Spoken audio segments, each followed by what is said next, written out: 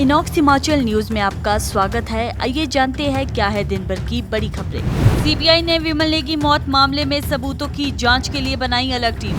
Doctor Yashwant Singh Parmar की जयंती पर सम्मान और सियासत साथ साथ। शिमला में छात्र ने लगाया फंदा, परिजनों पे टूटा दुखों का पहाड़। लंबित भुगतानों और भ्रष्टाचार पर फूटा बिजली बोर्ड कर्मियों का गुस्सा। एसएससी में धांधली के खिलाफ एनएसयूआई का शिमला में हल्ला बोल। आइए जानते हैं अब खबरें विस्तार से। Himachal Pradesh power corporation limited के मुख्य अभियंता विमल नेगी की रहस्यमय मौत के मामले में सीबीआई ने जांच की रफ्तार तेज कर दी है। अब इस केस की गुत्थी सुलझाने के लिए सीबीआई ने एक विशेष टीम गठित की है, जिसमें एक डीएसपी, एक इंस्पेक्टर और एक एसआई शामिल है। टीम ने सबूतों की पड़ताल शुरू कर दी है और कई लोगों के बयान भी दर्ज किए जा चुके हैं।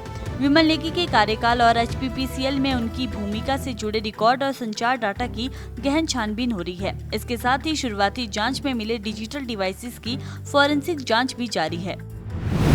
119वीं जयंती पर हिमाचल निर्माता डॉक्टर यशवंत सिंह परमार को याद करते हुए हिमाचल विधानसभा पुस्तकालय में पुष्पांजलि कार्यक्रम आयोजित किया गया। पंचायती राज मंत्री अनिरुद्ध सिंह ने बतौर मुख्य अतिथि कार्यक्रम में शिरकत की और परमार की प्रतिमा पर पुष्प अर्पित कर श्रद्धांजलि दी। नेता विपक्ष जयराम ठाकुर और विधानसभा उपाध्यक्ष विनय कुमार भी इस अवसर पर मौजूद रहे। हालांकि मुख्यमंत्री और विधानसभा अध्यक्ष कार्यक्रम में शामिल नहीं हुए। जयराम ठाकुर ने इसे लेकर सवाल खड़े किए और कहा कि ऐसी महत्वपूर्ण शख्सियत की जयंती पर मुख्यमंत्री और स्पीकर की उपस्थिति जरूरी थी। अगर हम उनको हिमाचल निर्माता के रूप में जानते हैं, उनकी पहचान उस तरह से, उनका स्वाभाविक रूप से योगदान बड़ा योगदान है।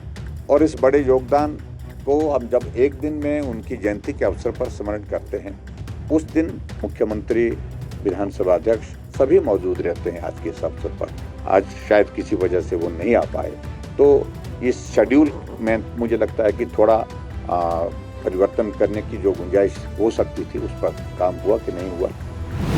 शिमला के फागली क्षेत्र से एक बेहद दुखद घटना सामने आई है, जहां 12वीं कक्षा में पढ़ने वाले छात्र आदित्य ने आत्महत्या कर ली। छात्र ने साड़ी से फंदा बनाकर घर में ही खुदकुशी कर ली। घटना बालूगंज थाना क्षेत्र के अंतर्गत लेबर हॉस्टल के पास की है। जब छात्र के पिता पवन कुमार घर लौटे तो उन्होंने दरवाजा बंद पाया। कई बार दरवाजा खटखटाने पर कोई जवाब नहीं मिला, तो उन्होंने खिड़की से अंदर झांका और देखा कि उनका बेटा आदित्य फंदे से झूल रहा है। इस दृश्य ने पूरे परिवार को झकझोर कर रख दिया है। सूचना मिलते ही बालूगंज पुलिस मौके पर पहुंची। शव को कब्जे में लिया गया और पंचनामा कर पोस्टमार्टम के लिए आईजीएमसी भेजा गया है।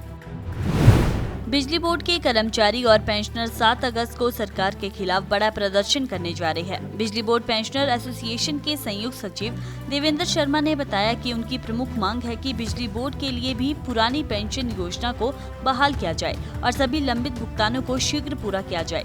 देवेंद्र शर्मा ने आरोप लगाया कि बिजली बोर्ड के कई आला अधिकारी भ्रष्टाचार में लिप्त है और जानबूझकर बोर्ड को कमजोर करने की कोशिश कर रहे हैं, ताकि इसका निजीकरण किया जा सके। उन्होंने कहा कि एक समय बिजली बोर्ड में 43,000 कर्मचारी कार्यरत थे, लेकिन अब ये संख्या घटकर केवल 13,000 रह गई है। इन तमाम मुद्दों के ऊपर अगर सरकार जरा भी कहीं सेंस ऑफ रिस्पॉन्सिबिलिटी बची है, तो बोर्ड मैनेजमेंट को डायरेक्ट करे कि टाइम बाउंड मैनर में जो हमारी जॉइंट एक्शन कमेटी है, इनको वार्ता के लिए बुलाया जाए। 7 तारीख से पहले आपके पास 3 दिन बचे हुए हैं।